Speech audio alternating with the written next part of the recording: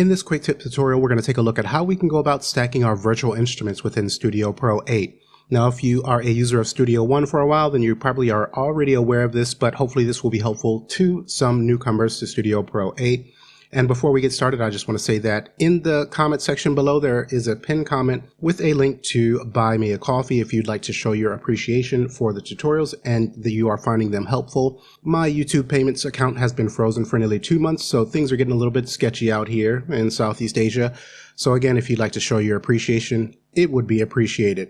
And if you've been following the channel for a while, you know that I never ask people to leave comments or subscribe because everyone does it and I know it's annoying, so I choose not to do it. But this time around, your consideration for purchasing a coffee or 2 or 3 would be most helpful. So with that out of the way, let's go ahead and take a look over in the browser here. Let's just come to the Instruments tab, and then up at the top you can see that we have multi-instruments, and if we click to expand this out, we have new multi-instrument.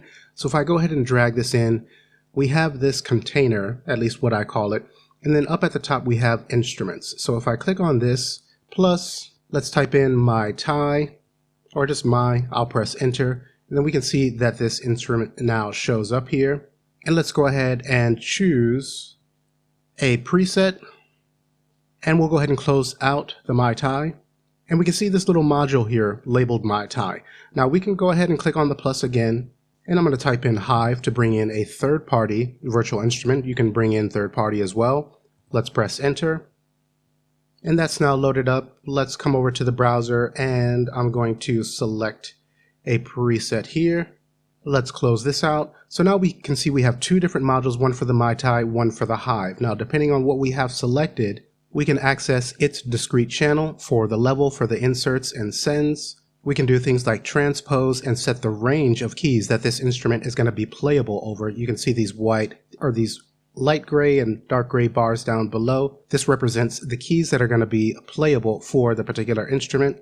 If I select the Hive, then you can see we have the same controls. So you can have discrete effects on each one. And if we close this out, as well as the browser, let's come down to the mix console. We can see we have 1 channel here within the console for both instruments. However, if we come down to the bottom, we have a little folder, and if I click on this, we can access the individual channels for both of those instruments and work with the inserts and sends here as well. But let's go ahead and open up our multi-instrument, and I'm going to caps lock to bring up the virtual keyboard, and I'm just going to play this back.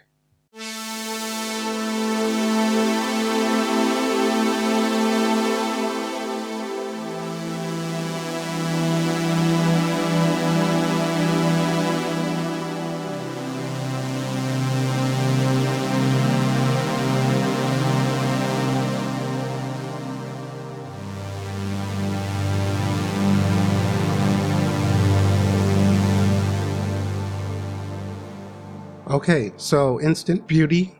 And as you can imagine, we could keep layering as many instruments as you would like. If you happen to have used Reason before or are a Reason user, this is kind of similar to a combinator to me. And if we come up to the top of this multi-instrument here, we can access the macro controls, and then we can assign these. Let's click on the downward facing arrow.